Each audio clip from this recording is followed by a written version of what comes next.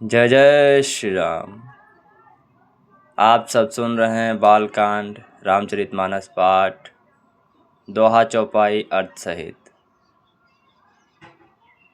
मध्य भाग सरु सोह सुहावा, मनीषोपान विचित्र बनावा। विमल सलिल सरिसिज बहुरंगा, जलखग कूजत गूंजत भृंगा। अर्थात बाग के बीचों बीच सुहावना सरोवर सुशोभित है, जिसमें मणियों की सीढ़ियां विचित्र ढंग से बनी हैं। उसका जल निर्मल है, जिसमें अनेक रंगों के कमल खिले हुए हैं। जल के पक्षी कलरव कर रहे हैं और भ्रमर गुंजार कर रहे हैं। मंगल भवन अमंगल हारी, द्रवौ सो दशरथ अजिर बिहारी। बागु तड़ागु बिलो की प्रभु, हर्षे बंधु समेत। परम रम्य आराम यो, जो रामय सुख देती। राम सिया राम जय जय राम। अर्थात बाग और सरोवर को देखकर प्रभु श्री रामचंद्र जी भाई लक्ष्मण सहित हर्षित हुए। यह बाग वास्तव में परम रमणीय है, जो जगत को सुख देने वाले श्री रामचंद्र जी को सुख दे रहा है। चौदिस चितई पूछी मालीगन, लगे लेन दल फूल मुदित मन। तेहि अवसर सीता तहाँ आए, गिरिजा पूजन जननी पठाई। अर्थात चारों ओर दृष्टि डालकर और मालियों से पूछकर वह प्रसन्न मन से पत्र पुष्प लेने लगे। उसी समय सीता जी वहाँ आईं। माता ने उन्हें गिरिजा अर्थात पार्वती जी की पूजा करने के लिए भेजा था। संग सखी सब सुभग सयानी, गावें गीत मनोहर बानी। सर समीप गिरिजा गृह सोहा, बरन न जाय देख मनु मोहा। साथ में सब सुंदरी और सयानी सखियां हैं, जो मनोहर वाणी से गीत गा रही हैं। सरोवर के पास गिरिजा जी का मंदिर सुशोभित है, जिसका वर्णन नहीं किया जा सकता। देखकर मन मोहित हो जाता है। हे भक्तजनों, यह वर्णन जनकपुरी का है। हमारा सबका सौभाग्य है कि हम सब इतना सुंदर वर्णन, मन को हरने वाला सुन रहे हैं। इसमें हम सब कर प्रभु श्री राम जी की असीम अनुकंपा है। मंजनु करे सर सकिन समेता, गई मुदित मन गौरी निकेता। पूजा कीन अधित के अनुरागा, निज अनुरूप सुभग बरु मांगा। सखियों सहित सरोवर में स्नान करके सीता जी प्रसन्न मन से गिरिजा जी के मंदिर में गईं। उन्होंने बड़े प्रेम से पूजा की और अपने योग्य वर सुंदर वर मांगा। एक सखी सिय संघु बिहाई, गई रही देखन फुलवाई। तेहि दो बंधु बिलो के जाई, प्रेम विवश सीता पहीं आई। अर्थात एक सखी सीता जी का साथ छोड़कर फुलवाड़ी देखने चली गई थी। उसने जाकर दोनों भाइयों को देखा और प्रेम में विह्वल होकर वह सीता जी के पास आई। मंगल भवन अमंगल हारी, द्रवौ सो दशरथ अजिर बिहारी। तासु दशा देखी सखिनी पुलक गात जलु नैन। कहूँ कारण निज हरस कर पूछी सब मृदुबैन। अर्थात सखियों ने उसकी दशा देखी कि उसका शरीर पुलकित है और नेत्रों में जल भरा हुआ है। सब कोमल वाणी से पूछने लगी कि अपनी प्रसन्नता का कारण बता। देखन बागु कुंवर दुई आए, बै किशोर सब भांति सुहाए। श्याम गौर किम कहो बखानी, गिरा अनयन नयन बिनु बानी। उसने कहा, दो राजकुमार बाग देखने आए हैं। किशोर अवस्था है और सब प्रकार के सुंदर हैं। वे श्यामले और गोरे रंग के हैं। उनके सौंदर्य को मैं कैसे बखान कहूँ।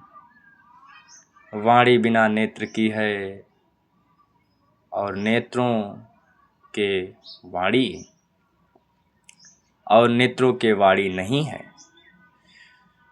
सुनि हर्षि सब सखी सयानी, सेहि अति उत्कंठा जानी। एक कहाई नृप सुत तेहि आली, सुने जे मुनि संग आल काली। अर्थात यह सुनकर और सीता जी के हृदय में बड़ी उत्कंठा जानकर सब सयानी सखियां प्रसन्न हुईं। तब एक सखी कहने लगी, हे सखी, वे वही राजकुमार हैं जो कि कल विश्वामित्र मुनि के साथ आए हैं। जिन निज रूप मोहनी डारी, कीने सुबस नगर नर नारी। बरनत छवि जहाँ तहाँ सब लोगू, अवश्य देखियं देखन जोगू। अर्थात और जिन्होंने अपने रूप की मोहनी डालकर नगर के स्त्री पुरुष को अपने वश में कर रखा है।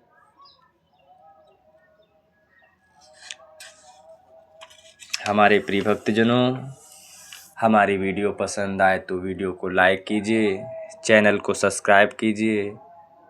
हमारे चैनल पर रामचरितमानस के दोहे चौपाई एवं उनकी व्याख्याएं आपको संपूर्ण मिलेंगी। हमारा संकल्प है कि हम अपने चैनल पर संपूर्ण रामचरित मानस के दोहे चौपाई एवं उनकी व्याख्याएं आप सब तक पहुंचाएं। इसमें हमारा सहयोग कीजिए। हमारा उद्देश्य है कि हम अपने सनातन धर्म को आगे तक ले जाएं, जिसमें आप सबका साथ चाहिए।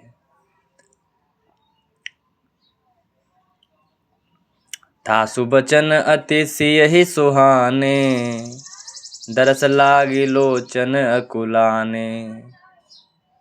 चली अग्र करी प्रिय सखी सोई, प्रीति पुरातन लखन न कोई। उसके वचन सीता जी को अत्यंत ही प्रिय लगे और दर्शन के लिए उनके नेत्र अकुला उठे। उसी प्यासी सखी को आगे करके सीता जी चली। पुरानी प्रीति को कोई लख नहीं पाता। मंगल भवन अमंगल हारी, द्रवौ सो दशरथ अजिर बिहारी। सुमिरि सी नारद बचन, उपजी प्रीति पुनीति। चकित बिलोकति सकल दिशि, जनुषि सुमृगी सभीति। नारद जी के वचनों का स्मरण करके सीता जी के मन में पवित्र प्रीति उत्पन्न हुई। वे चकित होकर सब ओर इस तरह देख रही हैं मानो डरी हुई मृगछौली इधर उधर देख रही हों। कंकन किंकिनी नूपुर धुनि सुनी, कहत लखन सन राम हृदय गुनी। मानहु मदन दुदुम्भी दीन्ही, मनसा विश्व विजय कह कीन्ही। अर्थात कंकड़ हाथों के कड़े, करधनी और पाए जेब के शब्द सुनकर श्री रामचंद्र जी के हृदय में विचार कर लक्ष्मण जी से कहते हैं, यह ध्वनि ऐसी आ रही है मानो कामदेव ने विश्व को जीतने का संकल्प करके डंके पर चोट मारी है। अस कहे फिर चितय तेहि ओरा, सिमुख शशि भय नयन चकोरा। भय बिलोचन चारु अचंचल, मनोह कुंची नियमित जदिंग जल। ऐसा कहकर श्री रामचंद्र जी ने फिरकर उस ओर देखा। श्री सीता जी के मुख रूपी चंद्रमा को निहारने लगे। उनके नेत्र चकोर बन गए, सुंदर नेत्र स्थिर हो गए, टकटकी लगी मानो निम। जनक जी के पूर्वज ने, जिनका सबकी पलकों में निवास माना गया है, लड़की दामाद के मिलन प्रसंग को देखना उचित नहीं, इस भाव से सकुचाकर पलकें छोड़ दी, पलकों में रहना छोड़ दिया, जिससे पलकों का गिरना रुक गया। देखिसी शोभा सुख पावा, हृदय सराहत बचन उनावा। जनु बिरंच सब निज निपुनाई, बिरच विश्व कह प्रगति दिखाई। अर्थात सीता जी की शोभा देखकर श्री रामचंद्र जी ने बड़ा सुख पाया। हृदय में वे उसकी सराहना करते थे, किंतु मुख से वचन नहीं निकलते। वह शोभा ऐसी अनुपम है मानो ब्रह्मा ने अपनी सारी निपुणता को मूर्तिमान कर संसार को प्रकट करके दिखा दिया। सुंदरता कहूँ सुंदर करई, छवि ग्रह दीप शिखा जनु बरई। सब उपमा कवि रहे जुठारी, कहीं पटतरो विदेह कुमारी। अर्थात वह सीता जी की शोभा सुंदरता को भी सुंदर करने वाली हैं। वह ऐसी मालूम होती हैं मानो सुंदरता रूपी घर में दीपक की लौ जल रही हो। अब तक सुंदरता रूपी भवन में अंधेरा था, वह भवन मानो सीता जी की सुंदरता रूपी दीप शिखा को पाकर जगमगा उठा हो, पहले से भी अधिक सुंदर हो गया है। सारी उपमाओं को तो कवियों ने झूठा कर रखा है। मैं जनक नंदिनी श्री सीता जी की किससे उपमा दूं। जय जय श्री राम।